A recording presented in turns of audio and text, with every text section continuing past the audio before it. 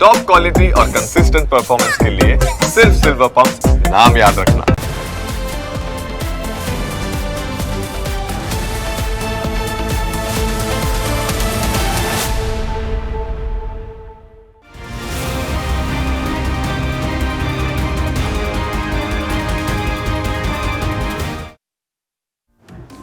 ખેડા અને અમદાવાદ હવે ભાવનગરમાં પણ કેટલાક મુસ્લિમ તત્વોનો ત્રાસ વધવા લાગ્યો છે. ત્રાસ એ હદે વધી ગયો છે કે લોકો હવે પોતાના ઘર વેચવા લાગ્યા છે. આખરે મુસ્લિમ તત્વો કેવી રીતે ત્રાસ ફેલાવે છે, કેવી રીતે તેઓ હિન્દુ વિસ્તારોમાં પ્રવેશ કરી રહ્યા છે, તેની હકીકત અમે તમને જણાવી રહ્યા છીએ.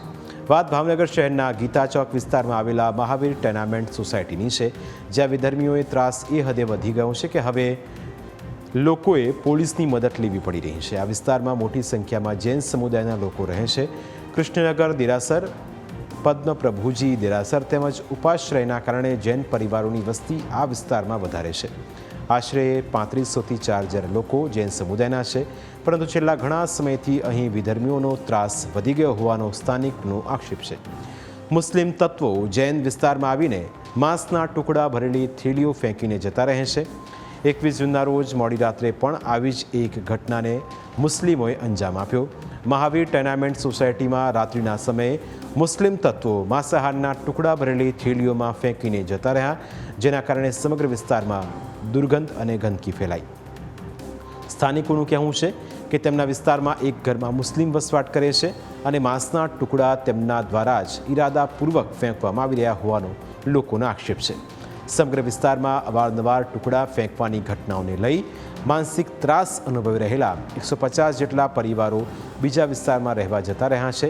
ચોંકાવનારી વાત તો એ છે કે આ વિસ્તારમાં અશાંત દારૂ લાગુ છે, તેમ છતાં એક ઘર મુસ્લિમને કેવી રીતે વેચી દેવામાં આવ્યું તે એક મોટો સવાલ છે.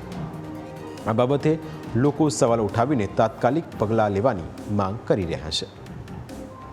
વિધર્મીઓ દ્વારા અનેકવાર આવી રીતે થેલીઓ નાખવાનું અને માંસાહારી પદાર્થો મળવાની વાતો ઘણીવાર આ વિસ્તારમાં થયેલી છે. ગીતા ચોક જેવા વિસ્તારમાં જો આ વસ્તુ થાય કે જ્યાં એક જ ઘર અત્યારે જેની પણ ફરિયાદ કરેલી છે તે એક જ ઘર હોવા છતાંય આવા પદાર્થો મળતા હોય તો અમારે જવું ક્યાં?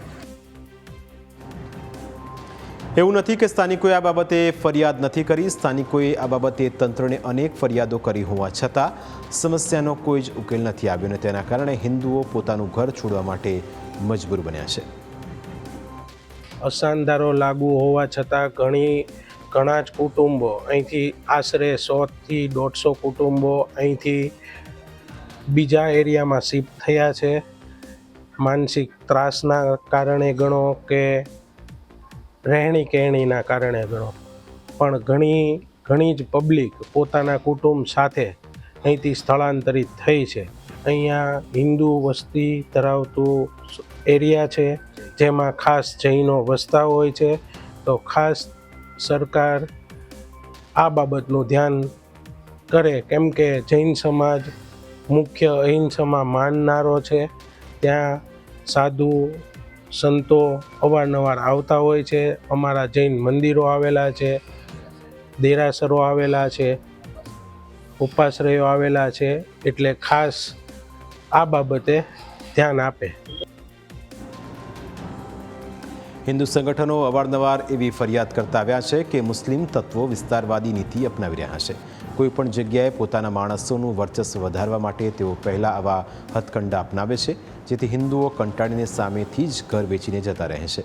પરંતુ પોતાના વિસ્તારમાં એક જ ઘર હોવા છતાં તંત્ર દ્વારા હિન્દુઓને ન્યાય અપાવવામાં નથી આવતો અને તેના કારણે જ હિન્દુઓને સ્થળાંતર કરવા માટે મજબૂર થવું પડી રહ્યું છે. પ્રાઇમ 9માં આજે બસ આટલું જ. ફરી મળીશું આપણે સ્પર્શતા મુદ્દા સાથે. ત્યાં સુધી રજા આપશો. નમસ્કાર.